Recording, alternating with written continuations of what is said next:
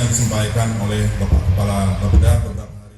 Saudaraku, Bapeda Aceh Tengah mulai menggelar musyawarah perencanaan pembangunan kecamatan. Kali ini diawali di Kecamatan Kebayakan pada Senin 6 Maret 2023.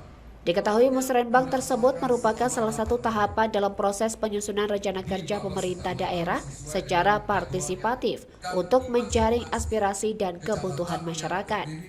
Kepala Bapeda Aceh Tengah Dr. Andes Amir Hamzah MM mengatakan, musrenbang dilaksanakan selama 8 hari di masing-masing 14 kecamatan.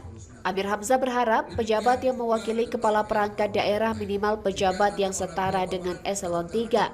Selanjutnya, kata Amir, musrenbang kecamatan akan menjadi bahan perangkat daerah untuk pembahasan di forum perangkat daerah yang selanjutnya akan dibahas pada musrenbang kabupaten.